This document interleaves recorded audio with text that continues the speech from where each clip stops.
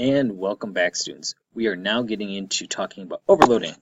And so let's start off with discussing some rules of overloading.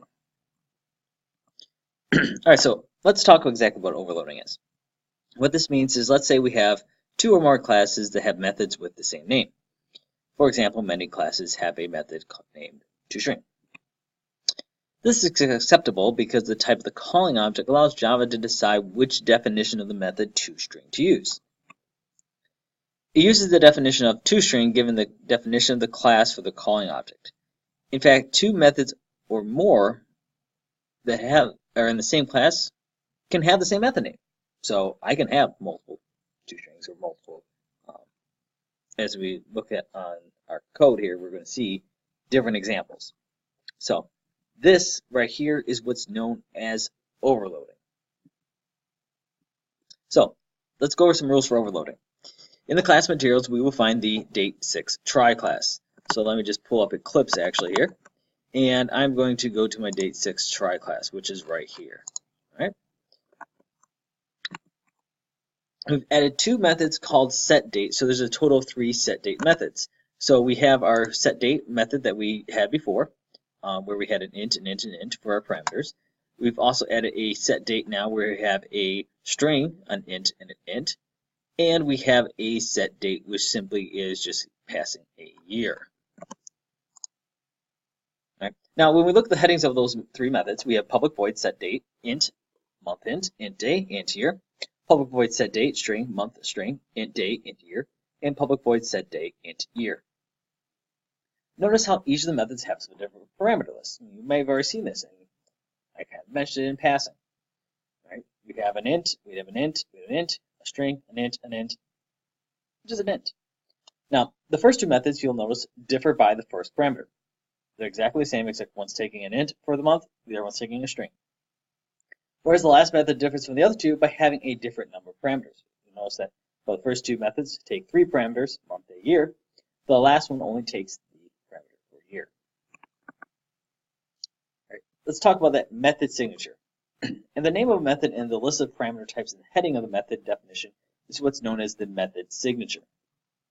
Now, the signatures for the three methods that we've discussed are setDate, int, setDate, string, int, and setDate, int. So pretty much when you talk about the method signature, you're talking about what type is being passed as a parameter.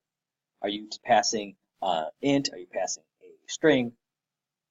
What are you typing? We're not worried about what the name of the variables are or anything like that. Yes, we have the name of the object, but we're mostly just looking at what are the types being passed. Now, when you overload a method name, each of the method definition class must have a different signature. And we can see that here. We have setDate, int, setDate, string, int. Very similar. But they're different because there is that difference in the first parameter. All right. Talking about overloading, in our date6 try, we have also overloaded the method dateOK. So there are two different methods named dateOK. So if I scroll down here, we have our setDates that we've talked about. And then we have our two private booleans here, dateOK and dateOK. And if you recall, this is our one from last time, and we had a month int and month int. So I checked to see if it was greater than 1 or less than 12. Now it's going to look at the month string, and month string is, of course, if you recall, going to check to see if it's like February or March or any of those valid months that would be there. Now, the two signatures for those methods, of course, are dateOK, int, and dateOK, string, int. Right? What that means is that the first one is identical to the second one, except for that parameter. Now, the overloading demo in the class material shows how to use the overload methods. Now, please note that for each of the indications of the method setDate, only one of the definitions has a signature that matches the types of the arguments. So let me just pull up the overloading demo here. Okay. And I went ahead and put the output of the program in here. This is something that you can do, and I recommending you do is you can just take your output, you can copy that, comment it in up here with output of program, and then what that does is put your output here. So you'll see this here in the class materials. All this is just the output. So here's our overloading demo. I have a date6 try, I have a date1, a date2, and a date3 of date6 try objects. I'm going to use date1.setDate. I'm using 1/2/2008, And you'll notice with this one, this is the format int, int, int. Then I'm going to do date2.setDate, February 2, 2008. And you notice with this one, this is going to pass a string, and then an int, and then an int. And the last one is our last example, is just setDate 2008. So that one is simply just going to go ahead and pass whatever that value is. So when we look at this, we have output a program, January 2nd, 2008, then February 2nd, 2008, and lastly, January 1st, 2008.